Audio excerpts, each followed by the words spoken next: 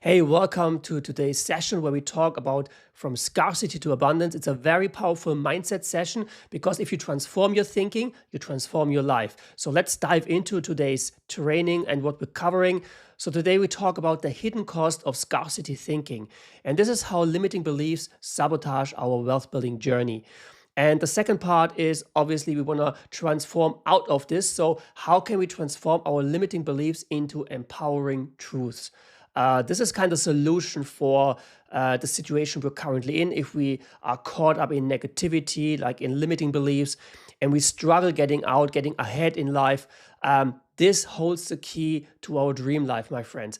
And the next part is unlocking the essence of abundance. What is abundance? What is behind abundance? And why actually is abundant thinking the thinking we want to implement in our everyday life? So this is a warning, and this is a real warning because this is the most important video in the entire course. You need to get that right from the start, because if your mindset is messed up, you can do as much personal finance as you want. You can do the best budgeting. You can be great at investing, but your mindset will always pull you back. And that's why we have to work that hard on our mindset and transform our mindset. So if we transform our mindset, if we get the identity of a wealthy person, the rest is just an easy step because reality will adapt to our inner thinking. And this is so powerful because we think and we speak and then we create into our real life. But what you can do, that's my pro tip, you can watch it in double speed, 1.5 speed, just to save some time. But be my guest, watch it in the normal speed as I provided to you. You want to take some notes today as well, I can promise you that one. So let me start with a little story. There was a criminal once, like a convicted, really bad person. So there's a little picture of this guy. He was actually a real danger to society. He was like a gambler. He was like an addict. He was dealing drugs. He was a thief. He was very violent, very abusive.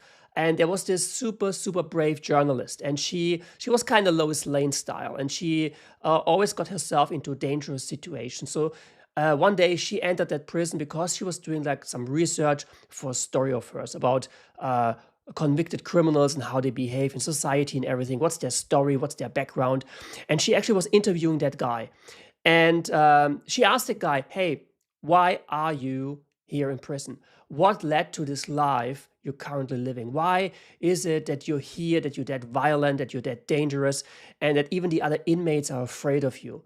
And he was like, just like with a little bit of pride, well, you are who you are, and I am because of my father. And she was like, why? What did your father do? And he was like, my father was a drinker. He came home every day from work. He was like working like in a factory, and then he came home. He was already drunk when he came home, and he just beat up my mom, and he beat up my brother, and he beat up me, and it was so bad. And it really led to a life of violence. I was abused by my father. He hit me really hard.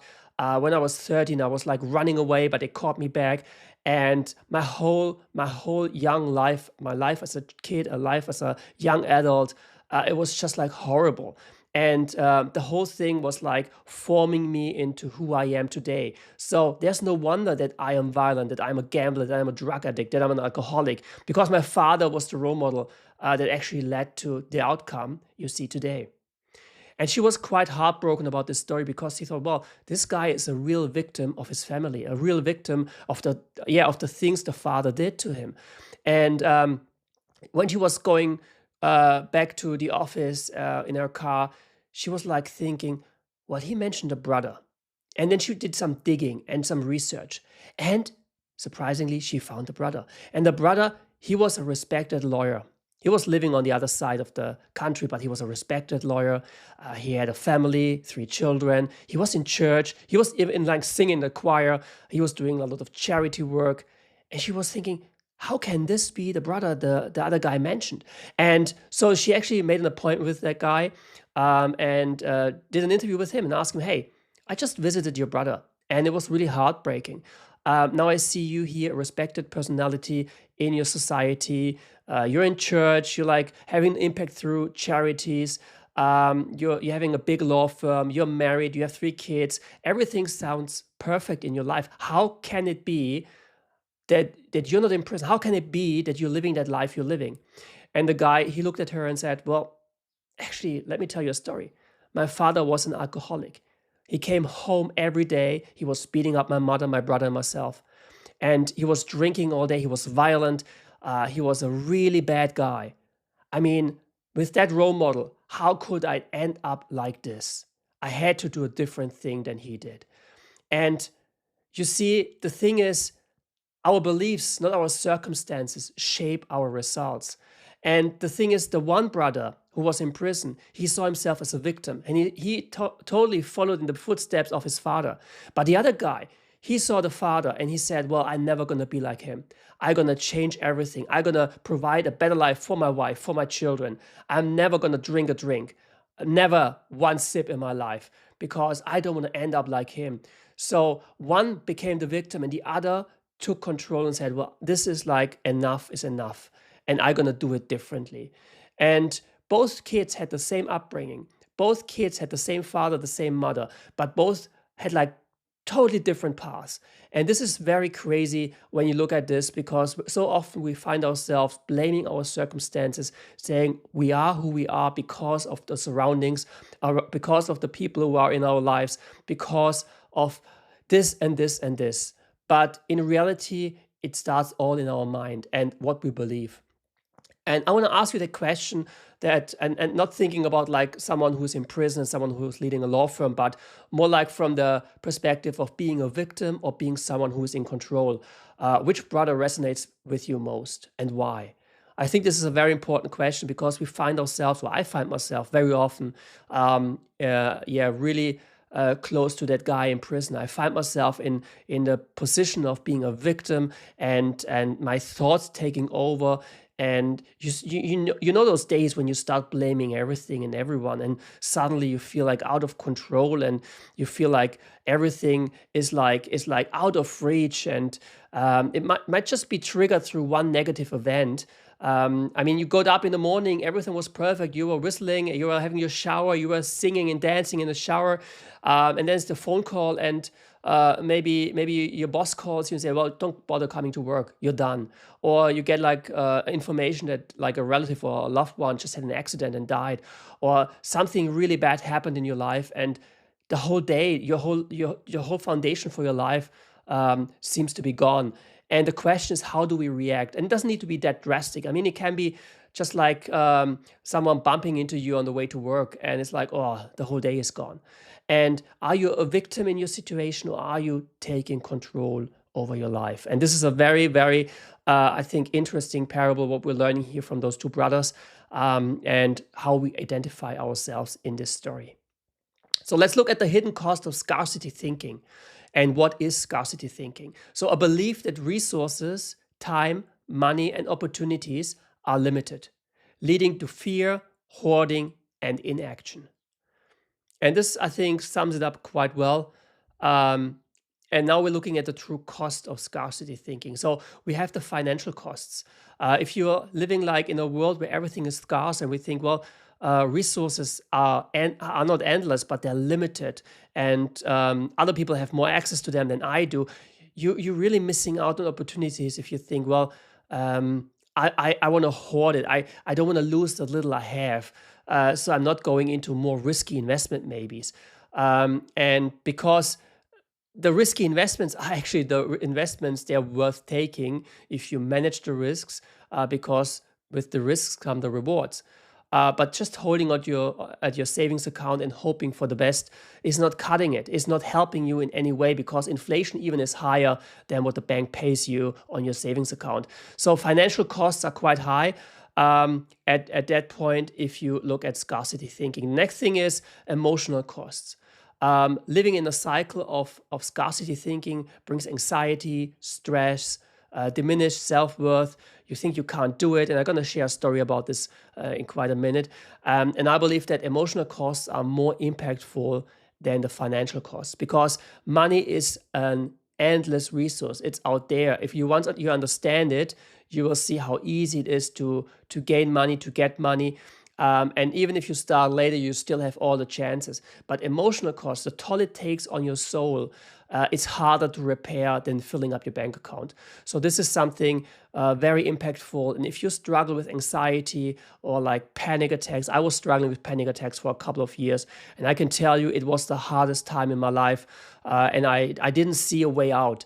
And I still, till today, have like moments where it tries to creep back into my life, and I have to stand guard because I don't want that stuff ever happen to me again.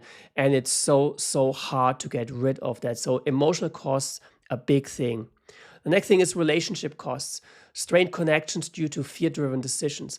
And it impacts your whole life. It impacts how you actually interact with other people. So let's say you're invited, and your friends say, well, let's go on like a weekend trip together, and no one of them has to really take care of that much about money as you do, because you're earning like half of what they earn. And they're like, oh, let's have a weekend all together and let's have some fun at the cottage over there, and some barbecue, good food, some great time amongst friends. And the one who's organizing it says, well, let's put together like $500 each for each couple, and then we meet over there. And you think, well, $500, boy, that's a lot of money. I can't afford that right now. So you withdraw yourself, or maybe you're like ashamed of letting your friends know that you're not earning as much, or you're jealous because they earn much more than you do, and you think, well, I must be entitled to have more because they were like my classmates in the past. They even had. I had better grades than they did, and why do I end up here and they end up there? So there's so much going on that brings tension into our relationships. And here's a practical reflection. What's one way scarcity thinking has shown up in your life, and how has it impacted your decisions? And that's when I want to share a little story about my life. So 15 years ago, it was 2010, 2011. I was just working in an investment company, doing like shipping investments and stuff like this. And we had very, very wealthy clients over there. So you had to be like at least 250,000 euros rich to invest in that company, to get some funds of that company. And I was one of these guys answering the phone and helping people with their questions. And at that time, the problem was that we had the world financial crisis just 2 or 3 years before that. It was like the real estate bubble was bursting in America, and it had ripple effects all over the world. And at that point, it was hitting the shipping investments. And so all the shipping investments started to crumble, and some of them went insolvent. And we had so many tense conversations with customers because it was that tough in the market at that time. And naturally, that company I was working for struggling itself, so they had to cut loose some people. And because I was one of the ones who entered the company the latest, I was one of the first they let go. And at that point, I was like, well, I was working in the bank. I was doing some stuff in the bank. I had like different jobs in the bank in the past. I was ending up here. For me, it was a good job because I could work in an office. I had like contact with people a lot. I really loved that. But they said, well, Manu, today is the day. You're going to go pack your stuff and go. That's it. And I remember when I was actually leaving the office, I was at one point I was relieved because I thought, well, there are new opportunities out there. But on the other side, I was scared to death because I thought, well, wow, it was hard to get that job. And there are so many people working in finance. And if a lot of them let go at the moment because of the crisis, there are so many people looking for a couple of jobs. So I had this scarcity mindset coming up, creeping onto me, because only a few jobs, but a mass amount of people fighting for those jobs. And then I started applying for jobs, and I got like, one no after the other. And I was like, well, what's wrong with me? And it actually built up more and more of this fear in me, that I'm not good enough and I am not worthy of having a job in that area. And I was literally thinking about getting hired at McDonald's or Burger King just to have like some income. And then I was actually getting an invite to an interview at a bank, and it was not the best job, and the pay was really bad. But because of that scarcity mindset in me, I was just like, oh, I hold on to it because this is the only chance I get, and rather working hard for little money than not working at all. And I got that job. And I remember that it was really, really painful because I was highly indebted at that time. I was not wise with money. I was way overspending at that time, and I was literally caught in that prison. But the prison was up here in my mindset. And thankfully, after a couple of months, I applied for another job. And in Germany, you have like the 6 months of grace period. So if you wanna give your boss notice, you have like 1 week or 2 weeks, and then you can go. After that, you are like contracted for a longer time. So it was within the 6 months that I could actually say, well, I give you notice, I go, and I got a better job with a better pay. But I could have been stuck in that company and still doing that job if I would have let that scarcity mindset taking over my whole life. And eventually, at one point, the pain was so hard that it actually drove me forward, which sometimes can be a catalyst to do the first steps into a better life. So if you're with your back against the wall, it's a hard and it's a tough moment to be, but it's also a very powerful moment, because if you have no other options than forward, you move forward. Because if the pain is that strong, you can't live like that anymore. So this is just a little bit of my little story about how I was captive in scarcity thinking, and I know it's not a nice place to be. So now let's have a look how we can transform those limiting beliefs into empowering ones, and this is very powerful. So first we have to look what are limiting beliefs. This is something we need to do first. So limiting beliefs are negative thoughts or assumptions that restrict your potential. They shape how you see yourself and the world around you, often holding you back from pursuing opportunities or achieving your goals. These beliefs usually come from past experiences, social messages, or what you've been taught growing up. And man, I was so restricted when I lost my job in my thought life. I restricted my whole potential because, I mean, I was very good in what I was doing, and I knew I had a lot of skills, a wide skill set. I was a hard worker, I was a problem solver, but at that moment, it didn't matter at all, because I was just seeing the fact I was let go as one of the first.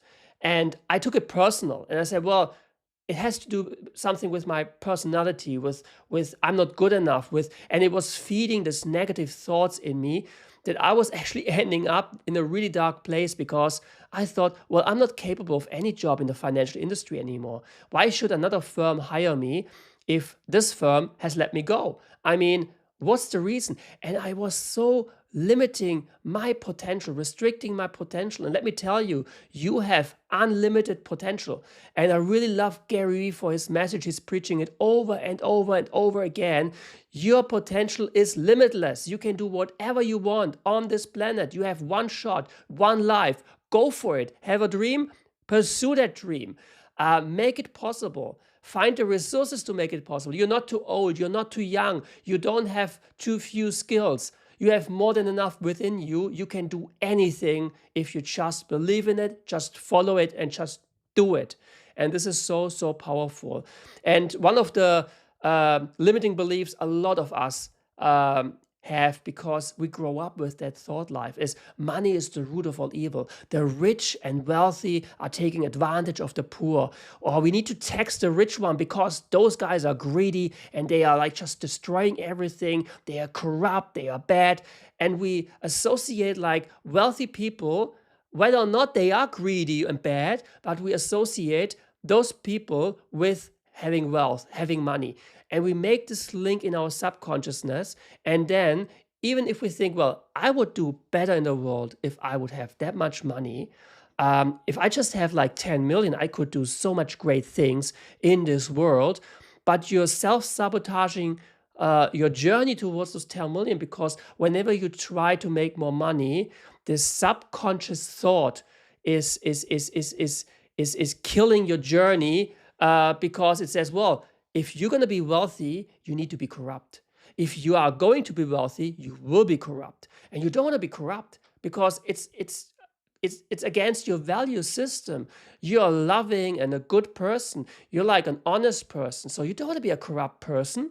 And if wealth means corruption, and corruption, no, that's nothing for you. So wealth is nothing for you. And you see where I'm going. And yes, I might be exaggerating a bit, but the thing is, It's down in our subconsciousness, and it's one of the limiting beliefs so many people have. And I've seen so many stories in the last 25 years since I've working with people in finance, and a lot of them are in that conviction that, oh, the wealthy are bad people. I mean, if the Bible says it, uh, um, money is the root of all evil. Did you know that the Bible doesn't say that? The Bible doesn't say about money is the root of all evil. The Bible says the love for money is the root of all evil. And it's a total different story, because if you have money, it doesn't mean that you love it more than anything else. But if you love it more than anything else, it's driving your heart away from everything that is good. And the funny thing is, very often people with no money love to have money more than those people who have money. Let that sink in. Very often, a poor person thinks more about money than a wealthy person. So a poor person most likely loves to get money more than the wealthy person who already has it. And it's about what your heart looks at, what your heart focuses at. And if you are focused on making more money no matter what, this is corrupting your value system. But if you say, well, money is a tool I can use for good, and I seek the impact over the just having the riches, you can do so much great in this world. And I believe, because you're watching that video, you have like a great value system, you have limitless potential. So why should you remain poor? You're doing a disservice to the people around you, because you have the potential, because you're watching this, you know that you need to level up, because you owe it to yourself, you owe it to your loved ones, you owe it to the people around you to do all you can to gain more wealth so your impact can be better in this world. And this is something very fantastic if we weed out this negative belief that money is the root of all evil, because it isn't. Money is a negative, is like a neutral tool.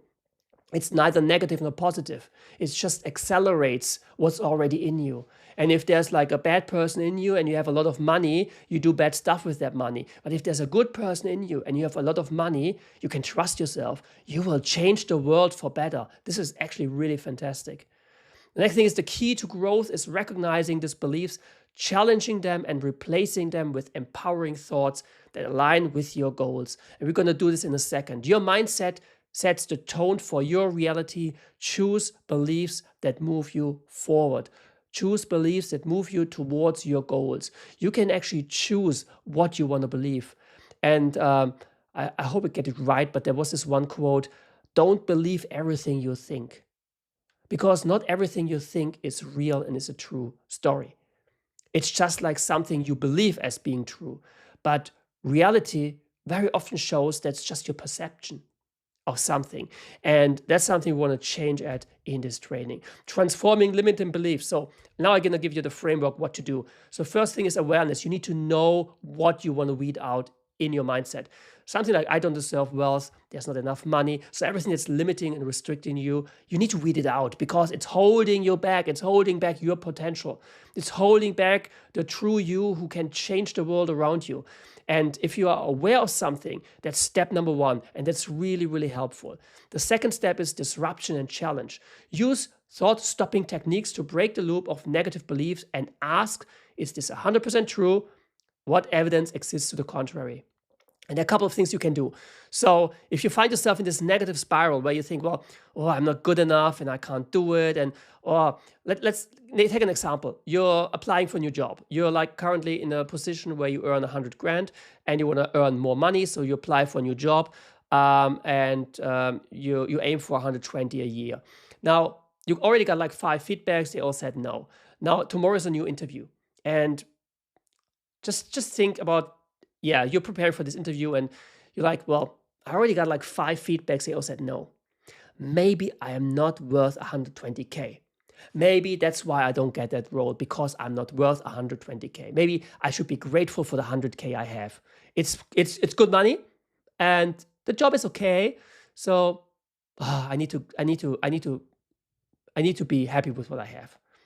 And you restrict yourself with this limiting belief, which is currently camouflaging as a being grateful thought, because you're grateful for the 100K. Yes, be grateful for the 100K, but aspire for more, because the more you have, the more you can be a good steward of. And that's very fantastic. So breaking the spiral, instead of like trying to outthink yourself, how can I convince myself that I'm worth 120K? Just stop it, close the computer, go for a run, come back. I can promise you, your mind is clear. Because you're running away from everything. You're so exhausted. If you're not exhausted enough, do another round, do another round. Once you come back and you're really exhausted, you don't think about 120K being too much. You think about, I need air, I need a drink. So you disrupted yourself from this negative thought pattern. Something else you can do, and that's a little bit silly, but Tony Robbins swears that it works, and I tried it and it works, but it's really, really, it's fun. It's actually really fun. So bear with me. One point of disruption is doing a silly noise when one of the thoughts arrive in your head. So one of these negative thoughts, you want to do a funny noise, because then you attach a funny noise with that thought, so that thought becomes silly in itself. So let's go back to our example. Well, I'm not good enough for 120K because beep. Okay, that was weird. It feels weird making this funny noise. Okay, but 120K is still, well, I'm not worth 100K. Beep, and you're disrupting yourself, and it brings your mind, it refocuses your mind to something else, and you think, well, that was a weird noise, and I made that weird noise currently in front of a camera, and a lot of people are watching that. But hey, what else? I made a weird noise because Tony Robbins said I should make a weird noise, and now you can challenge that thought, because you step back a little bit. And now you challenge that thought. You say, well, is that 100% true? Is it accurate? Is that real? Am I not worth 120K? Okay, let's look at the facts. I'm the hardest worker in the room. There is no problem I can't solve. I have proven that in the past to my company, to my boss. Well, my boss said to me he would promote me, but there is no open position for that. So he would even think that I could be promoted, but apparently there's no position, which is crap, because they could just make a new position for that if they really want to hold on to you. Then I have a positive attitude. I'm on fire when I go to work. I see positivity everywhere, and I have a can-do attitude. Heck, that's way more worth than 120K. I'm way more worth than 120K. I'm 150K at least. Okay, let's do them a favor, settle for 150. So you do the self-talk about this, and you go to this interview, and you think, well, I'm worth 150K. And they say, well, one moment, that position was 120K. You say, well, that might be, but I'm worth 150K. And they ask, why are you worth 150K? And you say, well, I'm the hardest worker in the room, and I'm always positive. I have a can-do attitude. So you're not just filling a position with me. Let's say you fill that position for 120K. Yes, that's fine. But I am inspiring the whole team to be more positive, to adapt a can-do attitude.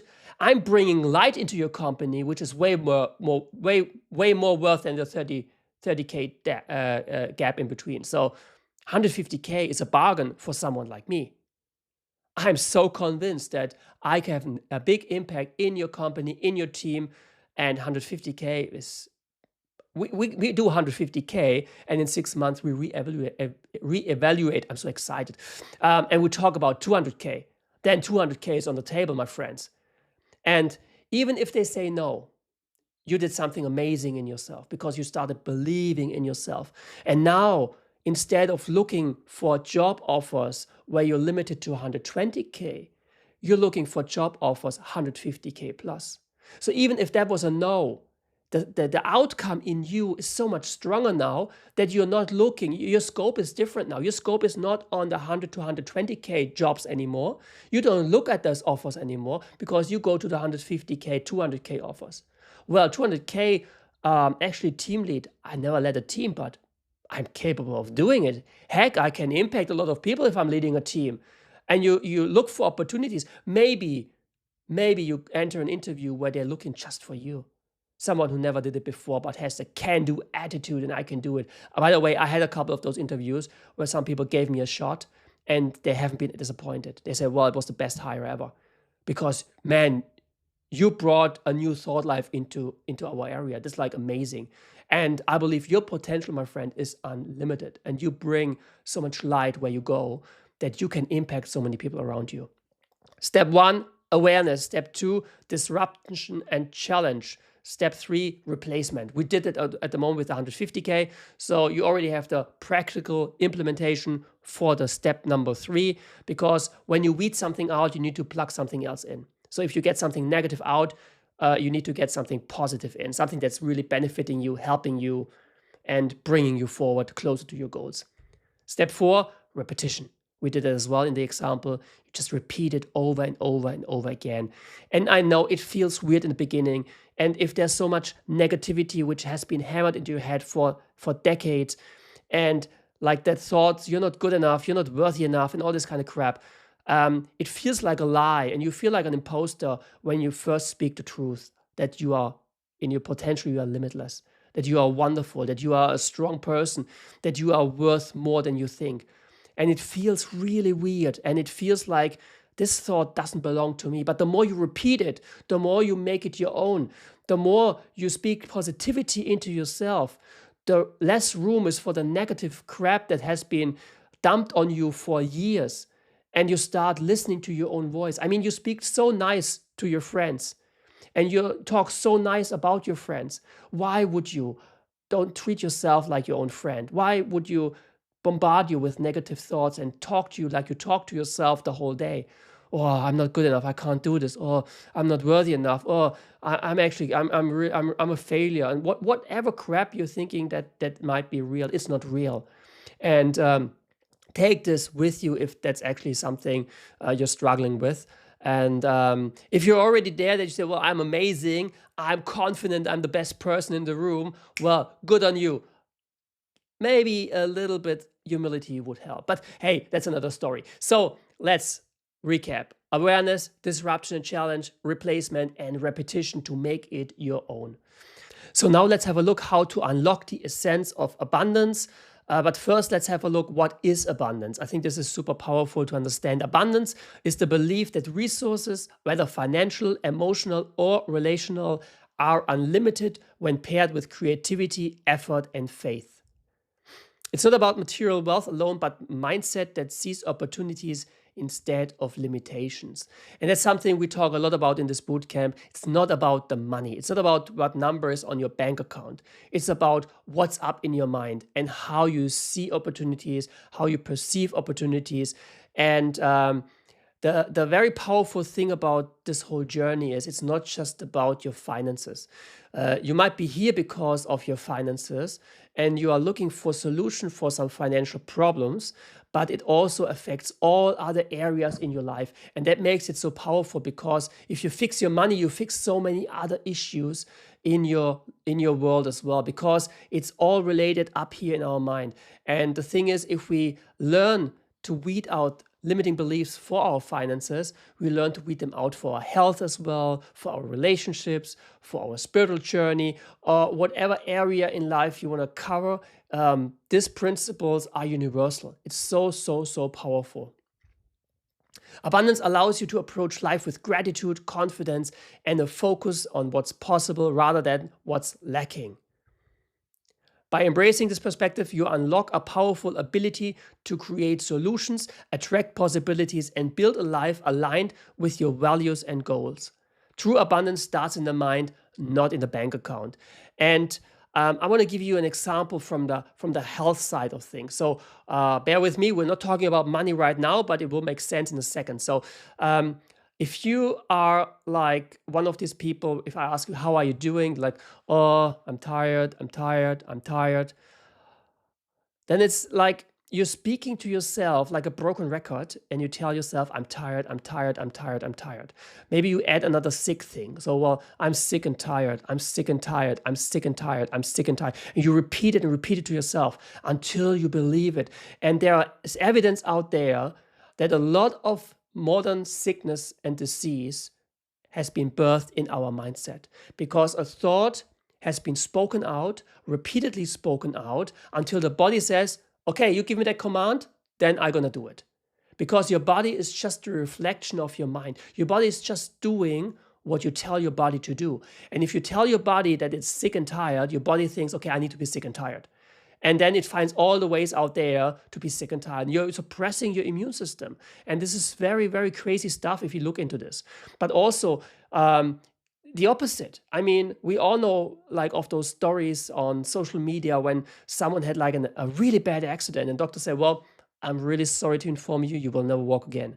And this guy like, heck, I will run a marathon. It's still on my bucket list. So shut up, I'm going to do it. And you see like the journey, and like half a year later, this guy is like prepping and training for a marathon, already walking again. Maybe a little bit funny compared to before, but still. And a year later, this guy is like running a marathon and winning. Heck, I can't run a marathon. I'm not trained for that. And I didn't have a big car accident in the past. So this is like, either way, you can make it work. And there are even some doctors saying that the best medicine starts up here. If you're feeling sick, tell yourself that you're healthy and speak it in past tense or in present tense. I am healthy. I am healthy. I am feeling good. Or I have regained my health and now I'm feeling good. Although you're feeling like, well, I'm not that well at the moment, but hey, it's just emotions. So use your thoughts and reprogram your life. Does it work all the time? No. Is there a guarantee that it works all the time? No. But it takes the same effort and the same energy to think a negative thought and speak it into reality, and think a positive thought and speak it into reality. So why not blessing yourself with something positive instead of the negative? We tried the negative all our lives. It's not working. It's just making us miserable. So let's try the positive. Am I lying to myself? Maybe. Am I like filled with all this negative crap from the past and it feels like a lie if I speak reality into my life and it's just positive? Yes. It feels weird in the beginning, and it feels weird the more I repeat it and repeat it and repeat it, as we covered before. But eventually you will believe it, and your life will be so much better with that. Let's have a little comparison of scarcity versus abundance thinking. So if we look at our emotions, we have fear, anxiety, and insecurity on the scarce side. So if we are like living on the negative side of things, and then our emotions are fearful, are anxious. And I've seen it a lot in the past when I was speaking to clients, when I was working still in finance companies and trying to help them with great products. Some of them were really good. And they were like hesitant and like, oh, I don't know. And maybe I need to talk to my partner first. And oh yeah, I know the offer says like invest 50K. But I would rather, maybe can we do something with 10K? And you see like this hesitancy and this fear driving a person. And on the other side, if someone has like the abundant thinking and says, well, money is a resource that's limitless and I can gain more money anytime. Yeah, here you go, have 100K multiplied for me. And there's gratitude and confidence in the optimistic outcome. And that's one thing I actually was making myself like a promise a couple of years ago. And whenever I feel fear and faith before I have to make a decision, I always want to go with faith. I don't want to make decisions based on a fearful emotion. Even if I have to like say, okay, I'm not deciding now, maybe I decide tomorrow, if the opportunity is still there. But if it's like a big opportunity, a big decision to make, I don't want to make that decision out of a fearful heart. Maybe disrupting myself, going for a walk, going for a run, powering myself out, regaining strength, and then making a decision with a clear mind. If it's still like, oh, maybe not, hey, then it's a no. It's okay. There are so many opportunities out there, but you need to hold on to opportunities. If you never take any opportunities, you will miss out on so many things in life. Focus. Competition, hoarding, and protecting limited resources compared to creativity, collaboration, and leveraging resources. I want to give you a little example here, and I found that story quite amazing because there are some indigenous people like in the jungle in South America, and apparently they have a way of catching monkeys. And what they do is they have a coconut, and they make a hole in the coconut, get everything out so it's nothing in it, and they put some nuts in it or some delicious fruits which like monkeys love. And then they put the coconut, attach the coconut to a tree. So the monkey comes, sees the coconut, sees the stuff in the coconut, grabs into the coconut, holds to the nuts and wants to pull it out. But because the fist is too big for the hole, he can't pull it out. And the monkey is screaming and powering itself out, banging his hand against the tree, but the coconut is too strong. And eventually the monkey gets tired and is done. And then the people come back, grab the monkey, and have a feast. And the thing is, if the monkey would just be aware that holding on, protecting those nuts, not even his, but holding on to those nuts is costing his life. So just let go of something, pull out your hand, and then you start being creative and think, well, I can just flip that coconut around, shake it a bit, and maybe the nuts fall out. Well, now I got the nuts and I'm free and I can run off. But in that moment, the monkey is full in this scarcity mindset. And he thinks, this is my lunch. This is the only thing I got. I'm focused on this one. I can't let go. And because of that, because he can't let go of the nuts, he loses his life. And this is something very powerful when it comes to focus, comparing those both mindsets. Belief, there is never enough, I can't succeed if others do, opportunities are out of my reach, compared to there is enough for everyone. Success is limitless. I can create my own opportunities. This is very powerful, my friends, because what you believe will be your reality. And what you believe will form your identity. And what you believe is actually, what you believe today is manifesting into your tomorrow. So make sure that you believe the right things. And whenever you find one of the left side, one of those thoughts, weed it out, go through the framework we already discovered, and just weed it out, replace it with something from the right side, and empower yourself for a better life. Behavior, avoiding risks, making decisions out of fear, and resisting collaboration, compared to embracing risks, supporting others, and exploring possibilities. And I believe that there's so much greatness on the right side. If you see, and it doesn't need to be restricted to business and wealthy people, but everyone on this planet who achieved greatness and massive impact was on the right side, was embracing risks. Like Roger Bannister, the guy who actually broke the 4-minute mile run in the past, like in many years ago. And until that moment, so many people believed it's physically impossible for a human to run that fast. If you run that fast, you die. If you run a mile under 4 minutes, you die. Your heart will stop. Your heart will explode. It's not possible. It's humanly not possible to be that fast. And this guy, he was training for that. And he knew that people were saying that, but he said, well, screw you, I don't believe it. I'm going to make it happen. I'm going to make it possible. And he was training for that sole purpose of breaking that record. And the funny thing is, it didn't take long after he broke that record that many others broke that record. So he was reshaping reality for whole mankind.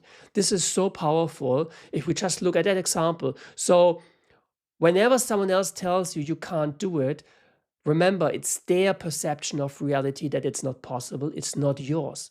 If you see it can be done, then it can be done. Then go for it. It's super powerful when we look at this behavior. And the outcome is stagnation, missed opportunities, and a cycle of limitation compared to growth, innovation, and long-term success. So practicing abundance, tools and strategies. Now, I'm a big fan of actions, and I want to provide you with a lot of stuff here so you can actually implement the theory just learned into practical steps. The first thing is daily gratitude practice. So start and end your day listing 3 things you're grateful for. This will completely change and adapt your mind to a grateful outcome. Because if you look at what you have instead of what you lack, it's the first exercise to reshifting your focus. You're shifting from lack over to prosperity. You're shifting from what's missing over to what you already have. Super cool thing to do. And it's also giving you a more positive and easy feeling throughout the day. And you don't need to just do it in the morning and in the evening. You can also do it during the day. Whenever you're like commuting or when you have a break, just make it like a habit to think about 3 things to be grateful for, because you feel like, well, I'm grateful. And a grateful heart, it's hard for a grateful heart to feel fear, to be concerned, to feel sorrow and worries. It's like, yes, I'm grateful because I have this. Next thing is expand your abundance lens. Reflect on areas where you already have enough. already covered that one. So if you have skills, look at the skills. If you are healthy, look at the health. If you're like in a relationship, in a fantastic one, look at the relationship. I know a lot of people, they have a lot of money, but they have no real love, no real relationship, no one in their life where they say, well, I'm so blessed with that person witnessing my life, I'm witnessing that person's life, and they feel kind of lonely. And or they have a lot of money, they have a partner they're really happy with, but the health sucks. They can't even walk like 500 meters without stopping, or maybe they just feel unhealthy, and everything can be changed if we start changing it. So, but in that exercise, look at the thing you already have enough of. It's super, super powerful. And I know I say super, super powerful a lot, but I think the stuff is really super, super powerful. So bear with me. Abundance vision board. Create a visual representation of your goals, values, and what abundance means to you. And that's something I really love. I'm a big fan of vision boards. And you can ask my wife, the first thing I want whenever I move and I had to sell it or get rid of it is a new whiteboard, because I love a whiteboard where you can just put like stuff on it and have like a vision board. And now I have an iPad where I actually put like my vision board on it, going more digital. Maybe at one point I get like one of these digital whiteboards, but at the moment this one is fantastic. And I'm looking at it every single day, and if I think, well, I actually want to update it, I update it. I think, well, I don't want that anymore, but instead I want this one. I put it on there. It's very cool to look at the vision board and just take a moment, look at it, and think, well, that's my life. That's what I'm gonna gain. That's what I'm gonna achieve. That's what I'm gonna do. This stuff belongs to me. This like, and then there's all areas on it. So on my vision board, you see like, yes, you see like a farm. You see like a house at the beach here in New Zealand. You see like a really big truck. I love trucks. I'm a big fan of trucks. So you see one, the Dodge Ram is one of them, and then you see like cattle. I want to have like on my farm. I want to have like cattle and yeah, get my own beef and stuff like this. You see me like I photoshopped a picture of me walking with Jesus on the beach. That reflects the wish for spirituality and being that connected to my creator. Then you see like Daniela, myself, our dog, which we currently have. So the first thing of a vision board, already cross it off, 2025, a couple of kids over there as well. So there's so many things. You see good friends. I put a couple of people I really admire on that vision board as well. And maybe one day I'm gonna meet with them, have a coffee. Like one person I really want to catch up with would be Denzel Washington. I know he's a superstar and he's retiring now from Hollywood, but on the other side, he is becoming a minister of the world. So maybe that's a connection point of one day having coffee with this guy. Denzel, if you're watching this, reach out to me. I'd love to have coffee with you. But you see my vision board, and it sounds weird when I created it, and it feels weird creating it. And I just like photoshopped like my face on the body of Wolverine, which I know is very unrealistic because I'm not doing the hard work for that. But still, I want to move towards something, and it feels really weird when you do it, and that's okay. But the more you look at it, the more you familiarize yourself with it. And the more you see, well, that picture actually is possible. Well, actually, that picture is possible. Well, actually, that picture is possible. It's not that unrealistic for me to think I have a truck soon. Because I got the dog already, which is sleeping and snoring next to me. So, but the thing is, it's just like one tool that helps you to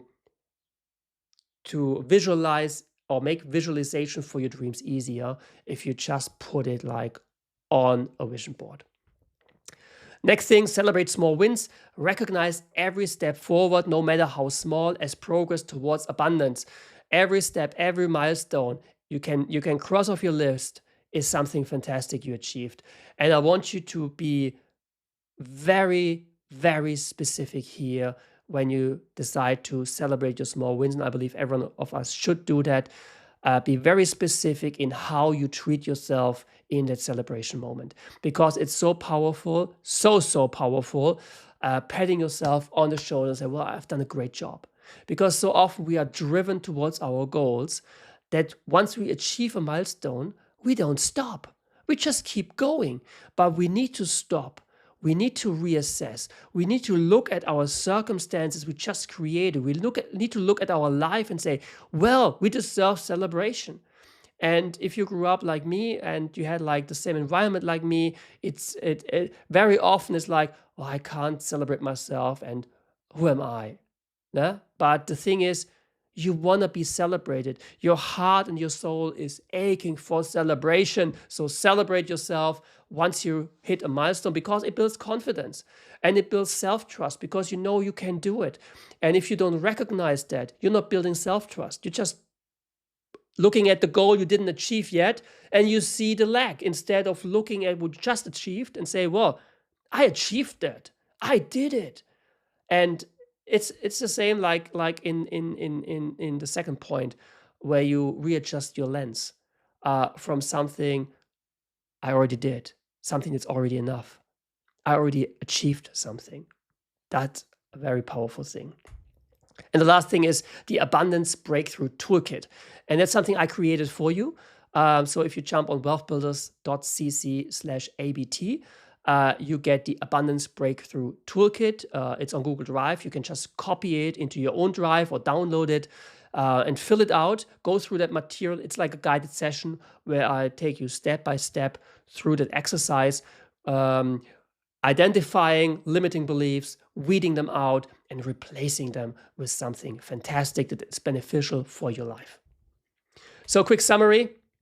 What we covered today: scarcity is a cycle that you can break by shifting your mindset and actions. Abundance is a practice rooted in gratitude, generosity, and focus on opportunities. We did that one too. Reframing beliefs and adopting empowering habits, creating a lasting transformation. We did that too. I would be really, really happy if you jump on wealthbuilders.cc/testimonial if you like that session.